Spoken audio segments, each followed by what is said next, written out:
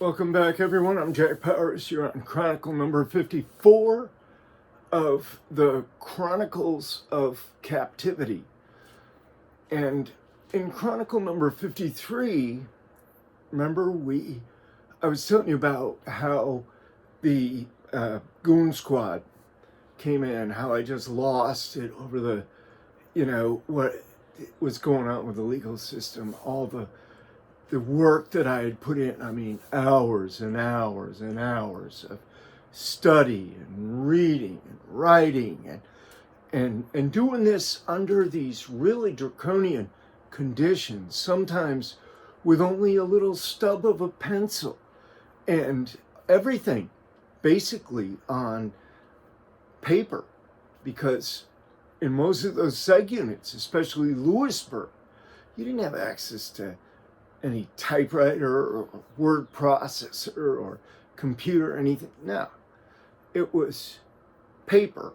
And if you were lucky, you could get, a decent pencil. But yeah, a lot of that, I had put a lot of work into all of that, a lot of study, a lot of time, a lot of effort.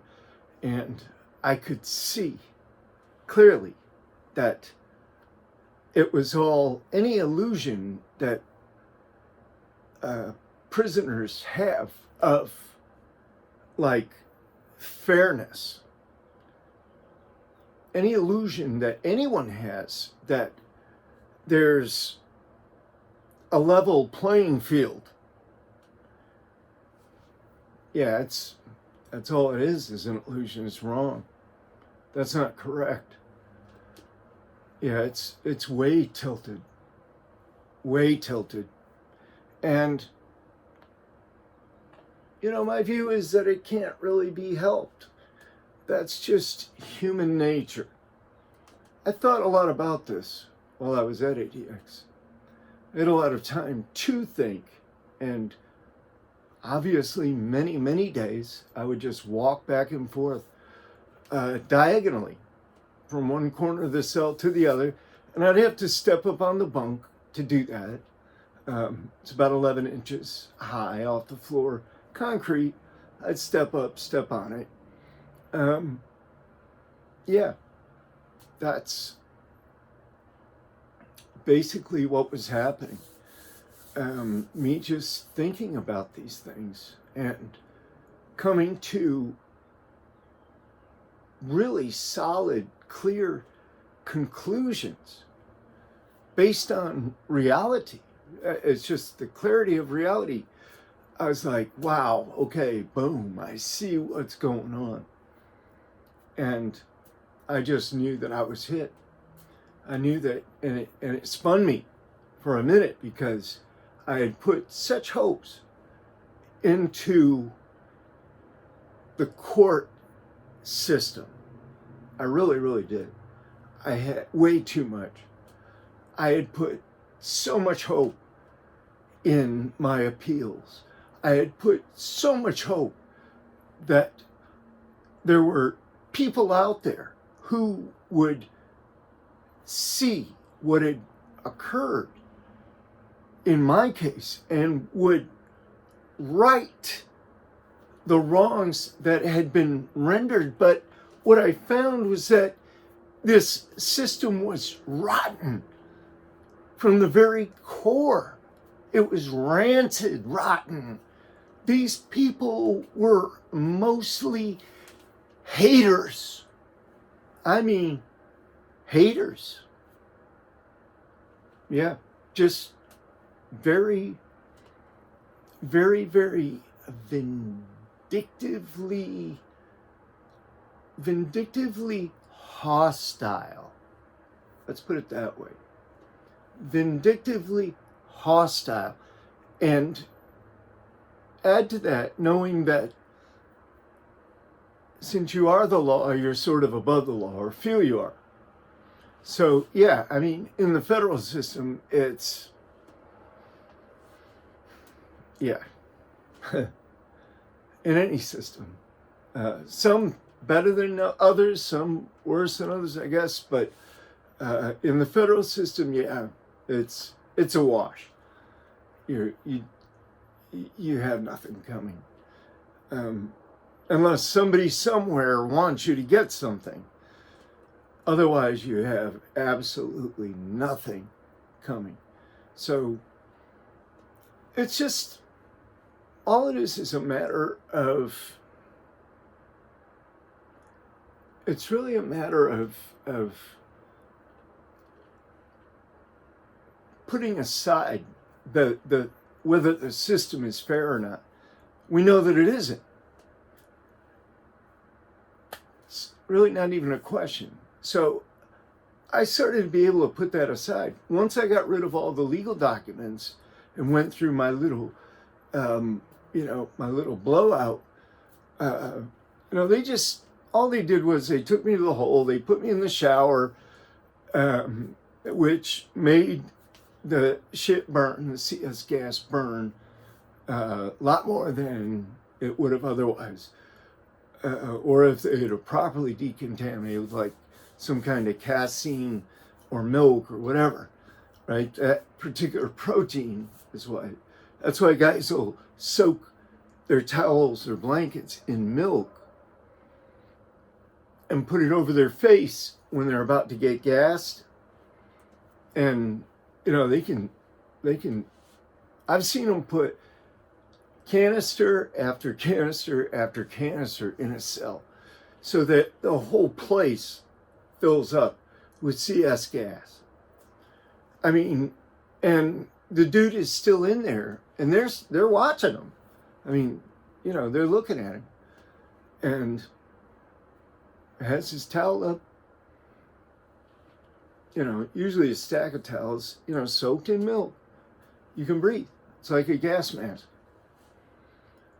But yeah, all they did was they just put me in the shower and then they just put me in this, like, I guess you'd call it a holding cell. It didn't have a place for a bunk. All it had was just like a concrete seat, like a bench all the way down, and then a toilet and a sink that they could control from the pipe chase or from outside. So in a small area, they just put me in there, left me in restraints, and then I think the next morning they took me back to the control unit. So that was one of my first run-ins with, that was one of the first reactions that I had. But each one of these things led to something new for me, because I don't know how to say it, but it was kind of strange for me, because what made it good made it bad, and what made it bad made it good. In other words, I had a lot of time on my hands, but with a lot of time on my hands, I had a lot of time to think and to analyze and to reflect and to compare and to study and read and practice and experience for myself, so that I could kind of find my way forward in that respect. But it was also difficult because of the inherent hopelessness. After I lost faith in the criminal justice system, the court system,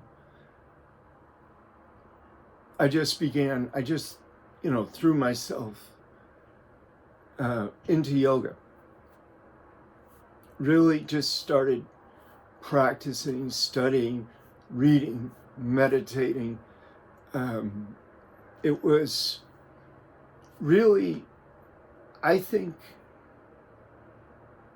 in many ways, it was probably the most productive time of my life. And there were a few things that occurred, right? There were, it was strange. I've had a lot of strange events occur, or I've noticed or seen many events that other people would also consider to be strange. I've seen them occur because I just happened to be in a place where I could observe it at the time.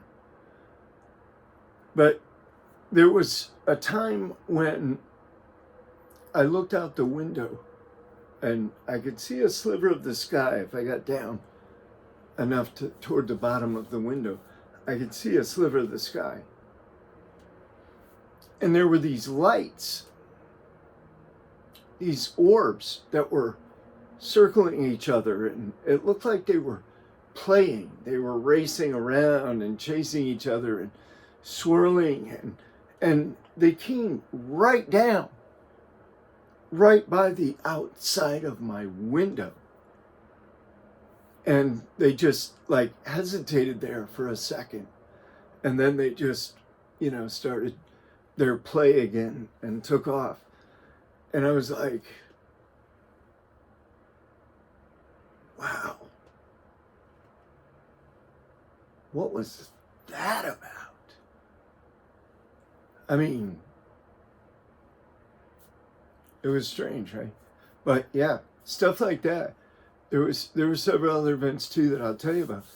But I just I threw myself into the practice of yoga because yoga is it's really just a form of meditation.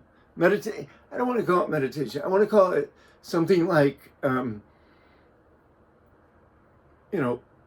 progressive relaxation or diaphragmatic breathing exercises. That would be good too.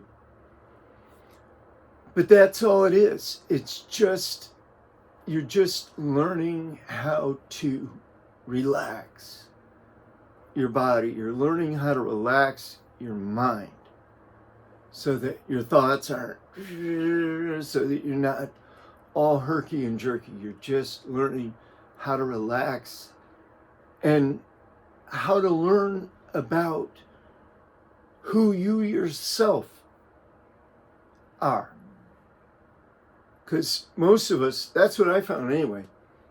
I found that I didn't know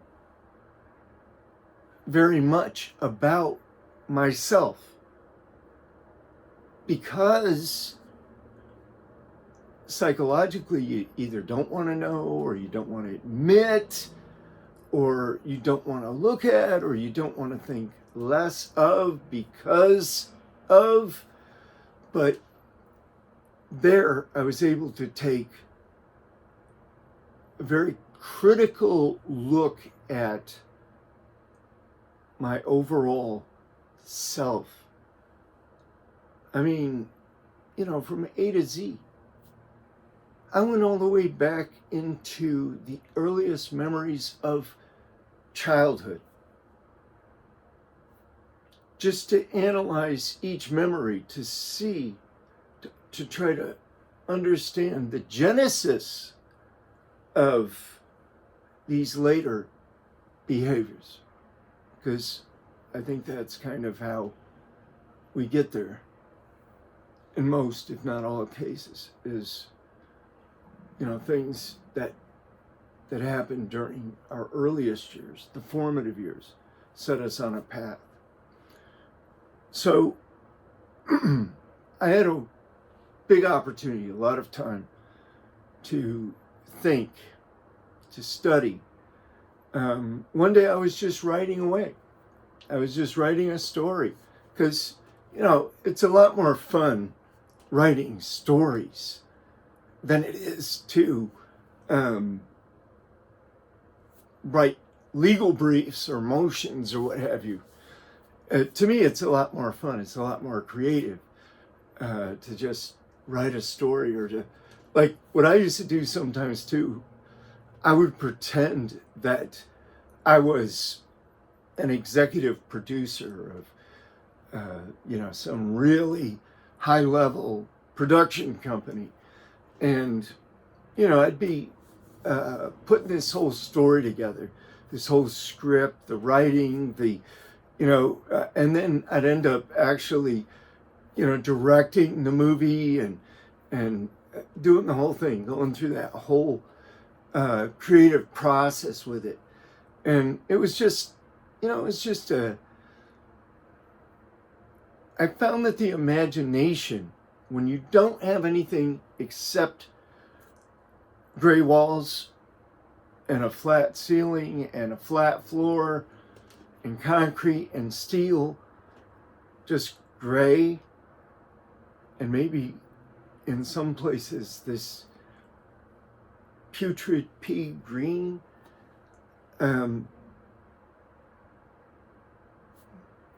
You've got to use your imagination. And I found that the imagination is really, really powerful, really strong. There really is something to it. There really, truly is something to it. Because a lot of the things that I visualized, that I pretended or desired,